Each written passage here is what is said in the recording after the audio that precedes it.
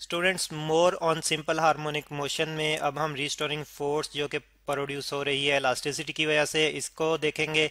हमने हमने कहा कि हमने जैसे ही फोर्स अप्लाई करके मैस को मूव करवाना शुरू किया, स्प्रिंग की लेंथ में इंक्रीज आना शुरू हुआ तो उसमें रिस्टोरिंग फोर्स प्रोड्यूस होना शुरू हो गई। और फिर इसका मतलब है हम देखते हैं कि फोर्स जितनी हम ज़्यादा करते जाएंगे, लेंथ में चेंज उतना बढ़ता जाएगा, तो रिस्टोरिंग फोर्स भी उतनी ही बढ़ती जाएगी। तो इससे हमें ये नज़र आ जाता है कि restoring force is equal to applied force, यानी कि जितनी फोर्स ज़्यादा अप्लाई करेंगे उतनी ही रिस्टोरिंग फोर्स जो है वो ज़्यादा होगी। रिस्टोरिंग फोर्स फिर ये हम यहाँ पे लिख लेते हैं कि रिस्टोरिंग फोर्स जो है उतनी ही प्रोड्यूस होगी जितनी हम फोर्स ज़्यादा करते जाएंगे। Restoring force is equal to applied force, magnitude में इक्वल होगी। लेकिन हम देख रहे हैं कि डायरेक्शन में जो है वो रिस्टोरिंग फोर्स अप्लाइड फोर्स के अपोजिट है। अप्लाइड फोर्स हमने राइट डायरेक्शन में अप्लाई की है, जबकि रिस्टोरिंग फोर्स बैकवर्ड डायरेक्शन यानी कि लेफ्ट डायरेक्शन में प्रोड्यूस हो रही है। तो फिर अप्लाइड फोर्स के साथ हम नेगेटिव का साइन भी लगाएंगे जो कि अपोजिट डायरेक्शन को रिप्रेजेंट कर रहा है। अब इस रिलेशन से हम रिस्टोरिंग फोर्स की वैल्यू कैलकुलेट कर सकते हैं। आप हमने ऊपर देखा है, ऊपर कैलकुलेट की है जो अप्लाइड फोर्स की वैल्यू, ये हम देख रहे हैं कि के एक्स के बराबर है। तो अगर मैं रिस्टोरिंग फोर्स को एफ आर से रिप्रेजेंट करूं, that is equal to minus applied force को एफ से रिप्रेजेंट करूं, और फिर जो है वो माइनस का साइन वैसे ही आएगा, और एफ की जगह जो है मैं अगर के एक्स पुट कर दूं तो ये इससे हमें जो है वो रिस्टोरिंग फोर्स की वैल्यू मिल जाएगी। यहाँ पे इसको हम दोबारा लिख लेते हैं कि F R is equal to minus K X. तो इस इक्वेशन से हम फिर रिस्टोरिंग फोर्स की वैल्यू कैलकुलेट कर सकते हैं। और फिर हम देखते हैं कि रिस्टोरिंग फोर्स जो है ये बेसिकली रिस्टोर कराने की कोशिश करती है स्प्रिंग को। अब हम जब स्टार्ट में फोर्स अप्लाई करते हैं उतनी ही रिस्टोरिंग फोर्स प्रोड्यूस हो रही है। तो अप्लाइड फोर्स और रिस्टोरिंग फोर्स हर पॉइंट पे इक्वल और अपोजिट होने की वजह से एक दूसरे के इफेक्ट को कैंसिल आउट करती जाएंगी। इसका मतलब ये होगा कि नेट इफेक्ट दोनों का ज़ीरो होगा हर पॉइंट पे, जिससे ये पता चलेगा कि नेट फोर्स जो है वो जीरो होगी। जब नेट फोर्स जीरो होगी तो यहाँ पे कोई एक्सलेशन प्रोड्यूस नहीं होगा, मैस यूनिफॉर्म वेलोसिटी से ए तक मूव करेगा। लेकिन जब ए पे जाके हम रुक जाते हैं, फिर हम फोर्स अप्लाई करना, अप्लाइड फोर्स जो है ये ख़त्म कर देते हैं। कैसे ख़त्म करते हैं? हम मैस को रिलीज़ कर दें तो अगर हम यहाँ पे हम लिख लेते हैं कि अगर हम मैस को रिलीज़ कर दें, मैस रिलीज्ड, तो यानी कि हमने मैस को छोड़ दिया, हमने उस पे खुद से कोई फोर्स अप्लाई करना बंद कर दी, तो इससे ये हुआ कि अप्लाइड फोर्स जिसको हम एफ से रिप्रेजेंट कर रहे हैं ये ज़ीरो हो गई। जब अप्लाइड फोर्स ज़ीरो हो गई तो अब नेट फोर्स हमारे पास जो है, अब नेट फोर्स जो है वो हमारे पास रिस्टोरिंग फोर्स है। नो, नेट फोर्स जो है वो रिस्टोरिंग फोर्स, नेट फोर्स।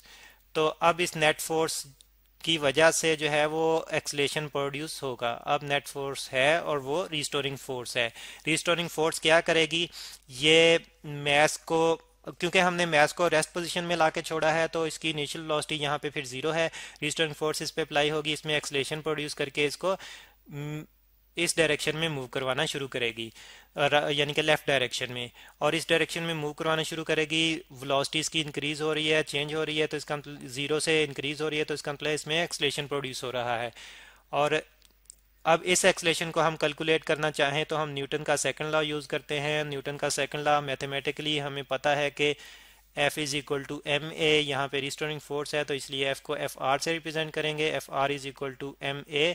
अब अगर जो है वो एक और भी एफ आर के लिए जो हमने इक्वेशन ऊपर लिखी हुई है, इस इक्वेशन सेकंड को और इसको हम थर्ड इक्वेशन कह लेते हैं, इन दोनों इक्वेशंस को अगर हम कंपेयर करें तो हमारे पास एम ए, एम जो कि मैस है ऑसिलेटिंग ऑब्जेक्ट का, ब्लॉक का, यानी कि मैस, और ए जो उसमें एक्सलेशन रिस्टोरिंग फोर्स की वजह से प्रोड्यूस हो रहा है, तो M A is equal to आ जाएगा माइनस के एक्स। और ये के एक्स जो है ये सेकंड इक्वेशन से हमारे पास आया है।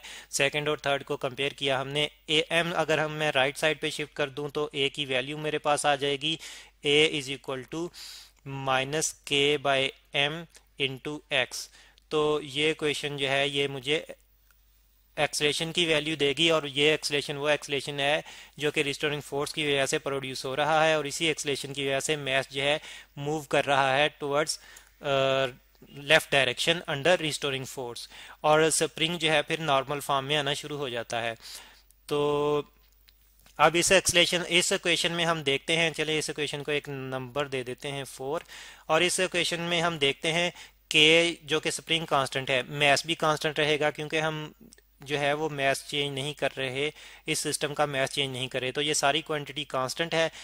कांस्टेंट यहाँ पे हम लिख देते हैं कांस्टेंट। तो जैसे कि हमने ऊपर प्रोपोर्शन को इक्वेशन में चेंज करने के लिए कांस्टेंट से मल्टीप्लाई किया था, अगर अगर हम कांस्टेंट को हटा दें तो इक्वेशन दोबारा से प्रोपोर्शन में चेंज हो जाती है। तो इस तरह से यहाँ पे फिर हम अगर हटा दें k बाई एम को, तो इक्वेशन हमारे पास प्रोपोर्शन में आ जाएगी और ये होगी a proportional to minus X. तो देखें जैसे कि हमने बात की थी कि एक्सलेशन जो है वो डायरेक्टली प्रोपोर्शनल होगा डिस्प्लेसमेंट के और टुवर्ड्स मीन पोजीशन होगा। ये मीन पोजीशन जो है ये नेगेटिव साइन रिप्रेजेंट कर रहा है। ये एक्सलेशन की डायरेक्शन मीन पोजीशन की तरफ जो है वो नेगेटिव साइन से हमें मिल रही है। कैसे? हम देखते हैं कि डिस्प्लेसमेंट जो है हमेशा अवे होता है मीन पोजीशन से, जबकि एक्सलेशन यहाँ पे हम देख रहे हैं कि डिस्प्लेसमेंट राइटवर्ड डायरेक्शन में है, तो एक्सलेशन जो है वो लेफ्ट डायरेक्शन में वापस मीन पोजीशन की तरफ है। तो इससे हमें नज़र आ रहा है कि एक्सलेशन डिस्प्लेसमेंट के अपोजिट जो कि नेगेटिव साइन से हमें नज़र आ रहा है।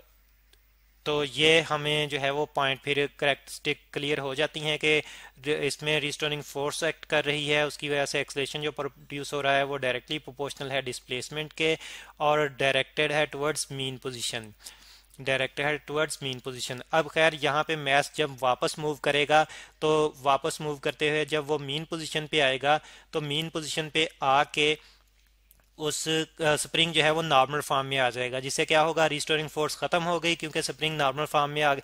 स्प्रिंग तक तभी जो है वो रिस्टोरिंग फोर्स एक्ट करेगी जब तक कि वो नॉर्मल फॉर्म में नहीं है।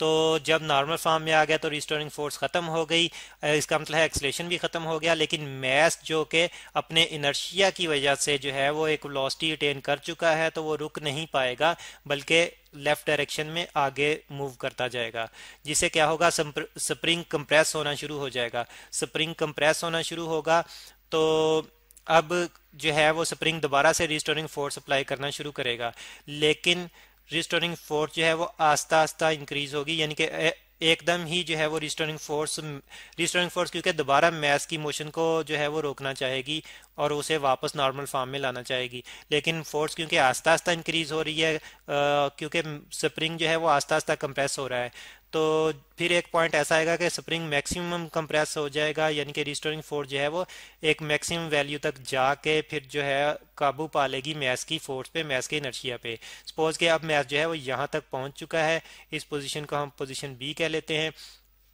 तो अब हम देखते हैं कि रिस्टोरिंग फोर्स जब ये स्प्रिंग कंप्रेस हो रहा है तो रिस्टोरिंग फोर्स क्या करेगी, इसको दोबारा से नॉर्मल फॉर्म में लाने के लिए एक्ट करेगी और फिर इस तरह से इसकी डायरेक्शन मीन पोजीशन की तरफ होगी और फिर जो एक्सलेशन प्रोड्यूस होगा, अब क्या होगा, जब फोर्स एक्ट कर रही है, मास को रोकने की कोशिश कर रही है, तो एक्सलेशन, इसका मतलब है इसकी वेलोसिटी में कमी आ रही है।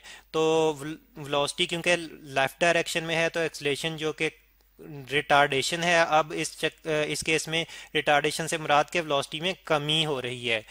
तो अब एक्सलेशन जो है वो मोशन के अपोजिट डायरेक्शन में होगा, वो एक्सलेशन जो कि रिटार्डेशन होता है वो अपोजिट डायरेक्शन में होता है मोशन के। तो अब हम फिर देख रहे हैं कि एक्सलेशन जो है वो मीन पोजीशन की डायरेक्शन में होगा। तो लेकिन मास जो है रिस्टोरिंग फोर्स आस्ता आस्ता काबू कर रही है, मास के इनर्शिया पे आस्ता आस्ता काबू पा रही है, तो फिर जो है वो मास एक डिस्प्लेसमेंट कवर कर लेता है और ये डिस्प्लेसमेंट फिर उतना ही है जितना के पहले था। तो अब यहाँ पे मास रुक जाएगा, रिस्टोरिंग फोर्स उसकी मोशन पे, उसके इनर्शिया पे टोटली काबू पा लेगी और इतनी यानी कि रिस्टोरिंग फोर्स हो जाएगी कि उसने उस पर काबू पा लिया। अब रिस्टोरिंग फोर्स दोबारा से कंप्रेस स्प्रिंग को नॉर्मल फॉर्म में लाने की कोशिश करेगी, तो मास दोबारा से जो है मीन पोजीशन की तरफ मूव करेगा, मीन पोजीशन पे आके जो है वो फिर नॉर्मल फॉर्म में आ जाएगा स्प्रिंग, लेकिन यानी कि रिस्टोरिंग फोर्स खत्म होगी, लेकिन मास ने फिर इनर्शिया जो है वो अपने इनर्शिया की वजह से रुक नहीं पाएगा, इसने एक वेलोसिटी जो है वो अटेन कर ली है, तो इनर्शिया की वजह से रुक नहीं पाएगा और दोबारा से पोजीशन ए की तरफ बढ़ता जाएगा। तो इस तरह से हम देखेंगे कि दोबारा से रिस्टोरिंग फोर्स प्रोड्यूस होगी जो वापस उसको स्प्रिंग को रिस्टोर करवाना चाहेगी। तो मास ए से फिर वापस मूव करेगा और फिर अपने इनर्शिया की वजह से जो है वो ओ पे रुक नहीं पाएगा बल्कि बी पे आ जाएगा। तो इस तरह से मास जो है ए और बी के दरमियान कंजेक्टिवली ऑसिलेट करता रहेगा, बार बार ऑसिलेट करता रहेगा। और मास की ये मोशन जो है अंडर रिस्टोरिंग फोर्स है, और इसमें जो एक्सलेशन प्रोड्यूस हो रहा है ये डायरेक्टली प्रोपोर्शनल है डिस्प्लेसमेंट के, और इसकी डायरेक्शन जो है मीन पोजीशन की तरफ है। तो इस तरह से मास की ये ऑसिलेशन, ये वाइब्रेशन जो है ये सिंपल हार्मोनिक मोशन है।